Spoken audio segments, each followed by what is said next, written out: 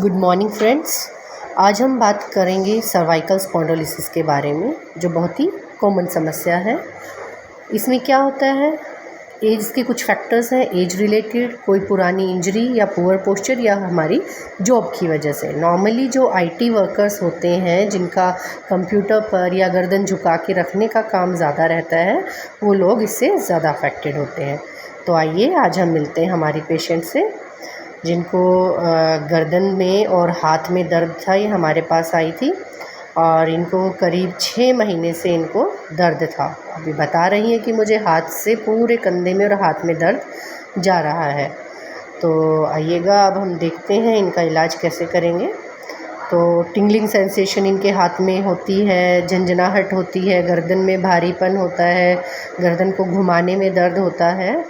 और ये कुछ सिम्टम्स हैं जिनसे हम आइडिया लगा सकते हैं कि इनको सर्वाइकल स्पॉन्डिलोसिस है। प्लस हमने एक्सरे देखा था इनका, तो जिसमें स्ट्रेटनिंग थी प्लस डिस्क स्पेस कम था C5 C6 लेवल पे। तो सबसे पहले हम इनको क्या कराएंगे, इन्हें हम स्पाइनस प्रोसेस की मोबिलाइजेशन देंगे। तो इनका हम अभी पहले पल्पेट कर लेते हैं। पेशेंट डर रहा है, जैसा आप देख पा रहे हैं कि मैडम तोड़ मत देना।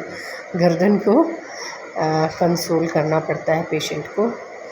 तो इजी रिलैक्स पोजीशन में पेशेंट को हेड डाउनवर्ड, और अब हमें यहाँ पे पल्पेट करना है C7 वर्टिब्रा और उसके जस्ट ऊपर C5 एंड C6 करके। ये जो सबसे प्रोमिनेंट रहती है ये C7 रहती है और उसके जस्ट ऊपर C5 and C6 and C5।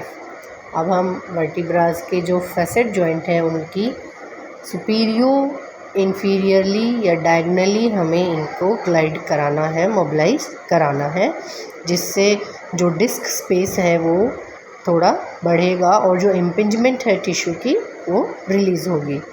इस चीज़ को हमने 2 से 3 बार रिपीट कराएंगे और ये मेनली केसेस में बहुत ही इफ़ेक्टिव ट्रीटमेंट है। इंस्टेंटली एकदम से रिलीफ आता है सर्वाइकल पेन वाले पेशेंट्स को, और जिनको वर्टिगो वाले सिम्टम्स हैं यानी चक्कर आते हैं, जी मिचलाता है, ये एडवांस केसेस में ये होता है। जिनको सर्वाइकल है उनको ये होगा।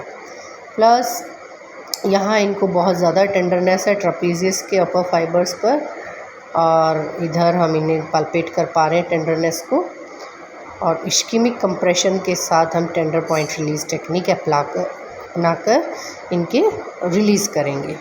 इससे भी काफ़ी हद तक रेंज ऑफ मोशन बढ़ती है, नेक स्टिफनेस कम होती है। अब हम पेशेंट के देखते हैं कि रेंज कहाँ तक है। तो हमने चेक किया, जब पेशेंट को फिज़िकली डायग्नोस किया तो देखा कि इनका फ्रोजन शोल्डर भी है साथ में, नेक पेन के साथ साथ। तो इनका शोल्डर बहुत ही ज़्यादा स्टिफ था। तो मैंने इन्हें फोरआर्म का और बाइसेप्स का स्ट्रेच देना शुरू किया। अब देख पा रहे हैं कि जो ये वाला एरिया है, यहाँ पर पाल्पेट करने पर बहुत ज़्यादा टेंडरनेस थी। टेंडर पॉइंट्स हमने यहाँ रिलीज़ किए इनके, मेनली ट्रेपीजियस में, जैसे पेशेंट देख रहे हैं, अब विड्रोवल दिखा रहा है। तो इश्केमिक कंप्रेशन टेक्निक के थ्रू और टेंडर पॉइंट रिलीज़ के थ्रू हम इनके ये टेंडर पॉइंट्स रिलीज़ करेंगे। ऐसा करने के बाद भी बहुत हद तक रिलीफ मिलता है पेशेंट को, क्योंकि उस एरिया का जो है सर्कुलेशन इन्हांस होगा, पेन ख़त्म होता है। अब ये है स्ट्रेचिंग अपर फाइबर्स की। अब पैसिव नेक रोटेट करके सेम साइड हम उन फाइबर्स को स्ट्रेच करेंगे। हाँ, थोड़ा पेनफुल होता है क्योंकि स्ट्रेच दे रहे हैं। नॉर्मली रोटेशन देख रहे हैं, चेक कर रहे हैं, देखो स्टिफ है इनका। अब हम इनकी रेंज देखते हैं तो कुछ हद तक बड़ी है रेंज भी। पेशेंट जिसको सर्वाइकल के साथ साथ फ्रोजन शोल्डर भी है। तो अब हम इन्हें आगे क्या, मैंने यही बता रही हूँ कि इनको यहाँ पे जब डायग्नोस हुआ तो फ्रोजन शोल्डर भी है, जिसका हम ट्रीटमेंट एक वीडियो डाल चुकी हूँ, आप देख लेना जाके। अब इनके जो स्टेनोक्लिडोमास्टोइड मसल है वहाँ पर भी हम उन्हें कंप्रेशन देंगे, ischaemic compression plus passive movement. इनको समझाना पड़ता है क्योंकि ये सब थोड़े भूले लोग हैं, नहीं समझ पाते हैं, बाकायदा प्रॉपर करा के इन्हें दिखाना पड़ता है। तो इश्केमिक कंप्रेशन कराएंगे 2 से 3 मिनट के लिए हम इसे होल्ड करेंगे। ये स्टेनोक्लिडोमास्टोइड मसल्स है, यहाँ इन्हें बहुत ज़्यादा पेन था, जिसकी वजह से भी इनकी रेंज ऑफ मोशन कम थी और पेन था। ऐसा करने से भी जो है सर्कुलेशन उस एरिया का बढ़ता है और पेन कम होता है। देखिएगा बहुत ही ज़्यादा पेनफुल है टेंडरनेस।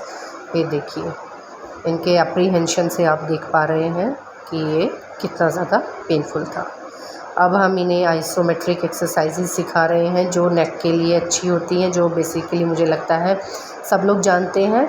आइसोमेट्रिक एक्सरसाइजेज से जो हमारी नेक की रेंज ऑफ मोशन है वो बढ़ेगी, स्टिफनेस कम होगी और हमारी एक्सटेंसर कंपार्टमेंट ऑफ मसल है वो स्ट्रॉन्ग होंगी। तो अभी चारों तरफ जो हमारी नेक की सराउंडिंग मसल्स हैं उन सब की हमने एक्सरसाइजेस करानी है। 1 बाय 1 काउंटर फोर्स लगाना है। जिस डायरेक्शन में हमने हाथ को अप्लाई किया है गर्दन से उसके ऑपोजिट डायरेक्शन में हमने फोर्स लगाना है। ऐसे ही पेशेंट को सिखाना है ताकि वो इजीली ये है चीज़ें अपने घर पर भी कर पाए।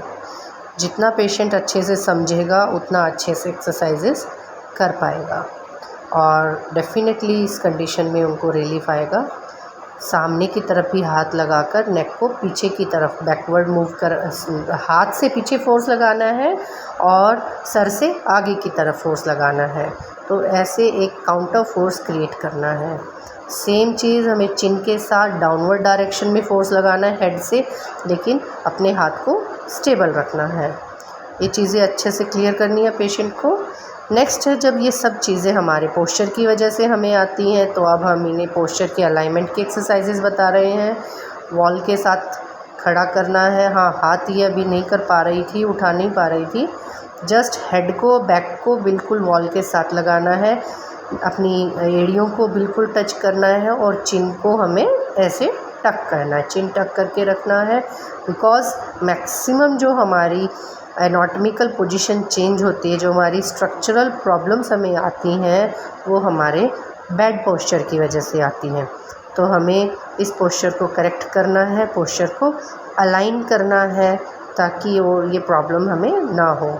चिन टक करना बहुत इम्पॉर्टेंट है। ऐसी जानकारियों के लिए बने रहिएगा हमारे